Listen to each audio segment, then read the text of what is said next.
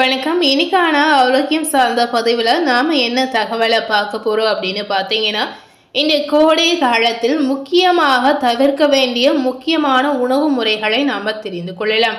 அதாவது கோடை காலத்தில் தப்பு தவறியும் இந்த 3 உணவுகளை நிச்சயமாக சாப்பிடவே கூடாது அப்படின்னு சொல்லலாங்க. இந்த உணவுகளை நீங்கள் சாப்பிட்டு வரதுனால நிச்சயமாக பெரிய அளவில் உங்களுக்கு பிரச்சனை ஆகும் அப்படின்னு சொல்லலாம். இந்த விஷயங்களை பார்த்தீங்கன்னா மருத்துவர்களை அதிர்ச்சி தகவலாக சொல்லியிருக்காங்க அப்படின்னு சொல்லப்படுது. ஸோ நிச்சயமாக இந்த வீடியோ மூலம் எந்த மாதிரி உணவு முறைகளை இந்த கோடை காலத்தில் நம்ம சாப்பிடக்கூடாது அப்படிங்கிறத நீங்கள் தெரிந்து கொள்ளலாம். இந்த மாதிரி முக்கியமான உணவு முறைகளை பற்றி நீங்கள் தெரிந்து கொள்ளும்போது நிச்சயமாக ஆரோக்கியம் சார்ந்த பிரச்சனைகள் எதுவுமே ஏற்படாது அப்படின்னு சொல்லலாங்க. உங்களுடைய ஆரோக்கியத்தில் நீங்கள் மிகுந்த கவனத்தை செலுத்தி வந்தீங்கன்னா இந்த காலகட்டங்களில் நீங்கள் நிச்சயமாக இந்த மாதிரி விஷயங்களை பின்பற்றலாம். கோடை காலத்தில் முக்கியமாக தவிர்க்கக்கூடிய உணவு முறைகளை நிச்சயமாக நாம் தெரிந்து கொள்ளலாம். தற்போது பார்த்தீங்கன்னா கோடை காலம் தொடங்கிவிட்ட நிலையில் நம்மளுடைய உடலில் பார்த்தீங்கன்னா ஏகபட்ச மாற்றங்கள் இருக்குது அப்படின்னு சொல்லலாம். அதாவது கோடை காலம் மாறின உடனே நம்மளுடைய உடல்நிலையில் பல ரீதியான மாற்றங்கள் நிச்சயமாக உண்டாகும் அப்படின்னு சொல்லலாம். ஸோ இந்த காலகட்டத்தில் இருக்கக்கூடிய வெப்பத்தை சமாளிக்க பார்த்தீங்கன்னா நம்ம செய்யக்கூடிய முக்கியமான விஷயம் நிறையவே இருக்குது அப்படின்னு சொல்லலாம். அது போலவே நிச்சயமாக தவிர்க்க வேண்டிய உணவு முறைகளும் நிறையவே இருக்குது அப்படின்னு சொல்லலாங்க. ஸோ இந்த 2 விஷயத்தையுமே இந்த காலகட்டத்தில் நம்ம பின்பற்றினால் மட்டுமே நமக்கு ஆரோக்கியம் ரீதியாக எந்தவித பாதிப்பும் நிச்சயமாக ஏற்படாது. ஸோ இப்போ இருக்கக்கூடிய காலகட்டம் பார்த்தீங்கன்னா மிகுந்த வெப்பத்தை ஏற்படுத்தக்கூடிய ஒரு காலகட்டம் அப்படின்னு சொல்லலாங்க. ஆங்காங்கே பார்த்தீங்கன்னா கொஞ்சம் மழை பெய்தாலும் கூட ஒட்டுமொத்தமாக பகுதிகளில் வெயிலுடைய தாக்கம் அதிகமாக இருக்கு அப்படின்னு சொல்லலாம். பல முக்கிய நகரங்களில் வெயிலுடைய பாதிப்பும் அதிகமாக இருக்கு அப்படின்னு சொல்லலாங்க. மதிய நேரங்களில் வெளியே கூட செல்ல முடியாத சூழலும் இருக்கு அப்படின்னு சொல்லலாம். கோடை வெயில் உச்சத்தில் இருப்பதால் நம்மளுடைய உடலை வெப்பநிலையை பராமரிக்க அதிக நேரம் உழைக்கக்கூடிய சூழலும் இந்த காலகட்டங்களில் இருக்கு அப்படின்னு சொல்லலாம். அதாவது இந்த காலகட்டத்தில் நிறைய பேர் பார்த்தீங்கன்னா நிற்க முடியாத அளவிற்கு கடின உழைப்பை போடக்கூடிய சூழலும் நிறைய பேருக்கு இருக்கு அப்படின்னு சொல்லலாம். ஸோ உங்களுடைய ஆரோக்கியத்திற்கு இதனால எந்தவித பாதிப்பும் ஏற்படக்கூடாது அப்படின்னு நினைக்கிறவர்கள் கண்டிப்பாக இந்த உணவு முறைகளை பின்பற்றுவது ரொம்ப ரொம்ப முக்கியம். கோடை காலத்துடைய தாக்கத்தை குறைப்பதற்கு நீங்கள் நிச்சயமாக இந்த உணவு முறைகளை செய்யலாம். உணவுகளை நீங்கள் கட்டுப்படுத்தி வைப்பதன் மூலம் நிச்சயமாக ஆரோக்கிய ரீதியாக எந்தவித பாதிப்பும் உங்களுக்கு ஏற்படாது.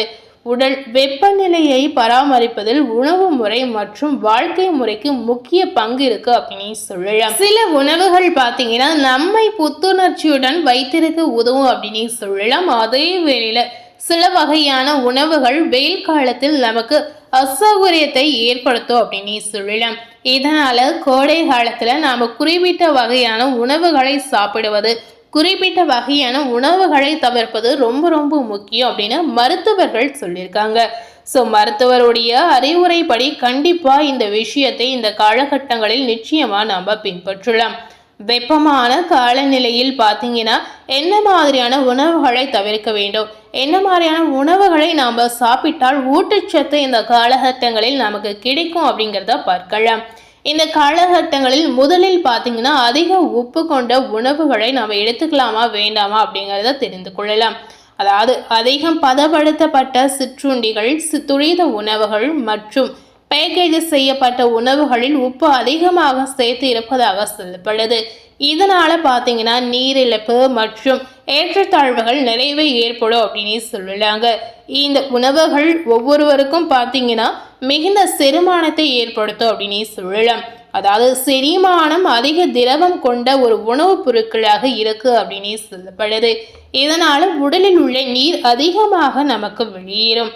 இதனால பார்த்தீங்கன்னா சால்ட் அதிகம் உள்ள உணவுகளை தப்பி தவறியும் இந்த காலகட்டங்களில் நம்ம தவிர்ப்பது ரொம்ப ரொம்ப முக்கியம்.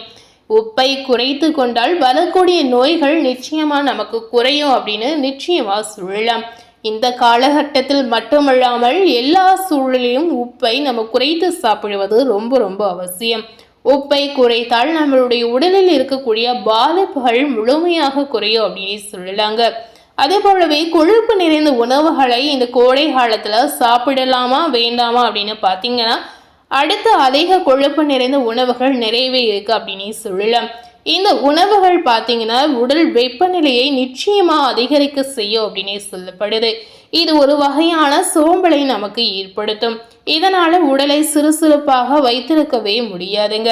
இதனால எந்த மாதிரி உணவுகளை தவிர்க்கணும் அப்படின்னு பார்த்தீங்கன்னா, வறுத்த உணவுகள் மற்றும் எண்ணெய் நிறைந்த உணவுகள் இந்த காலகட்டங்களில் தவிர்ப்பது ரொம்ப ரொம்ப முக்கியம். ஏன் பார்த்தீங்கன்னா, இந்த காலகட்டங்களில் ஜீரணிக்க அதிக நேரம் இந்த உணவுப் பொருட்கள் எடுத்துக்கொள்வதாக சொல்லப்படுது. இந்த வெயில் காலத்தில் அசௌகரியத்தை ஏற்படுத்தக்கூடிய முக்கியமான உணவுப் பொருட்களில் இந்த பொருட்கள் இருக்கு அப்படின்னு சொல்லலாம். அதனால இந்த காலகட்டங்களில் நீங்க கொழுப்பு நிறைந்த உணவுகளை நிச்சயமாக தவிர்க்கலாம். அதுபோல அடுத்ததாக முக்கியமாக பார்த்தீங்கன்னா, சர்க்கரை இந்த காலகட்டங்களில் நம்ம எடுத்துக்கொள்ளலாமா வேண்டாமா அப்படின்னு பார்க்கும் பொழுது, இதுதான் நம்ம சொல்லக்கூடிய ஒரு முக்கியமான விஷயம் அப்படின்னே சொல்லலாம். உப்பை குறைத்து கொள்வது போல சர்க்கரையும் இந்த காலகட்டங்களில் நீங்க குறைத்து கொள்வது ரொம்ப ரொம்ப அவசியம் அப்படின்னே சொல்லலாம்.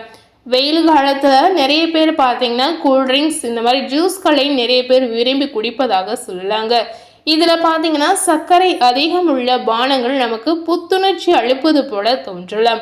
ஆனால் இதை சாப்பிடும் போது நம்மளுடைய இரத்தத்தில் உள்ள சர்க்கரை அளவு பார்த்தீங்கன்னா சட்டென அதிகரிக்கும் அப்படின்னு சொல்லப்படுது. அதன் பிறகு பார்த்தீங்கன்னா திடீரென மீண்டும் குறையலாம். இது போல சர்க்கரை அளவு திடீரென ஏறி இறங்குவதால் நமக்கு ஒரு விதமான சோர்வு மற்றும் மயக்கங்கள் ஏற்படலாம்.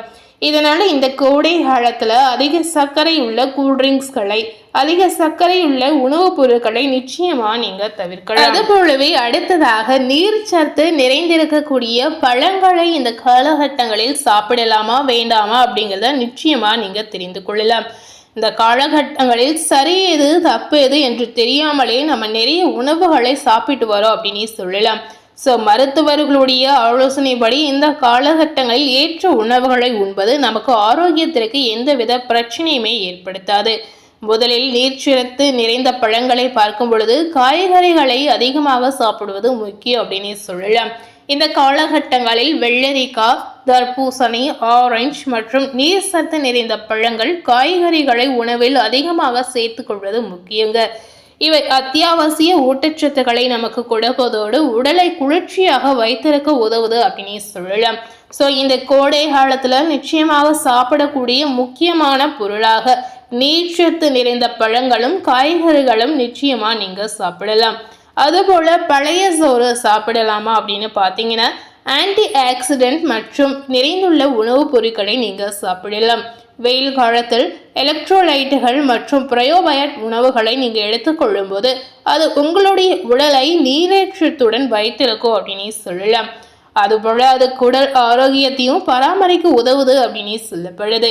இதனால பார்த்தீங்கன்னா மோர், தயிர், பல ஸ்மூத்திகள், பழைய சாதம் இந்த மாதிரி உணவுகளை இந்த காலகட்டங்களில் நிச்சயமா நீங்க சாப்பிடலாம்.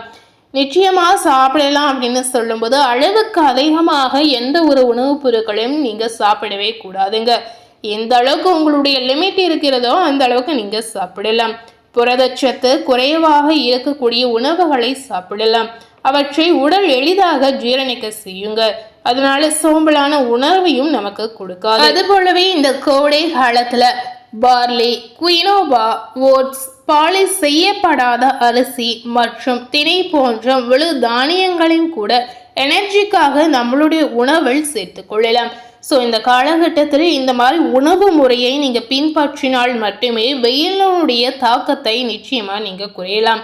அதாவது வெயிலில் இருக்கக்கூடிய வெப்பத்தின் தாக்கம் உங்களுடைய உடலில் எந்தவித பாதிப்பையும் ஏற்படுத்தக்கூடாது அப்படின்னு நினைச்சீங்கன்னா நிச்சயமா இந்த மாதிரி உணவு முறைகளை இந்த காலகட்டத்தில் நீங்க பின்பற்றலாம். காலத்திற்கு ஏற்றவாறு நடந்து கொண்டாலே நம்மளுடைய வாழ்க்கையில எந்தவித பாதிப்பும் நிச்சயமா ஏற்படாதுங்க. முடிந்த அளவுக்கு இந்த மாதிரி உணவு பழக்கங்களை அனைவரும் பின்பற்றுவது ரொம்ப ரொம்ப முக்கியம். குழந்தைகளா இருந்தாங்கன்னா அவங்களுக்கு இந்த மாதிரி உணவு பழக்கங்களை சொல்லி கொடுத்து வளர்ப்பது ரொம்பவே அவசியம். முடிந்த அளவுக்கு இந்த விஷயங்களை இந்த கோடை காலத்தில் தவிர்க்காமல் செய்திருங்க.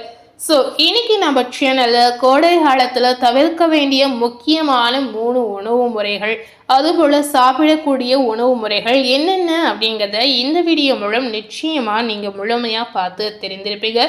இதுபோல் புதிய தகவலை தெரிந்து கொள்ளணும் அப்படின்னு நினைத்தீங்கன்னா மறக்காமல் நம்ம சேனலை சப்ஸ்கிரைப் பண்ணி அது போலவே பக்கத்தில் இருக்கக்கூடிய பெல் பட்டனையும் ப்ரெஸ் பண்ணிடுங்க. நீங்கள் சப்ஸ்கிரைப் பண்ணால் மட்டுமே நம்ம சேனலில் போடக்கூடிய எல்லா நியூ அப்டேட்டான வீடியோஸும் நீங்கள் உடனுக்குடன் தெரிந்து கொள்ளலாம். ஸோ மறக்காமல் சப்ஸ்கிரைப் பண்ணி பெல் பட்டனை ப்ரெஸ் பண்ணிவிடுங்க. தேங்க்யூ.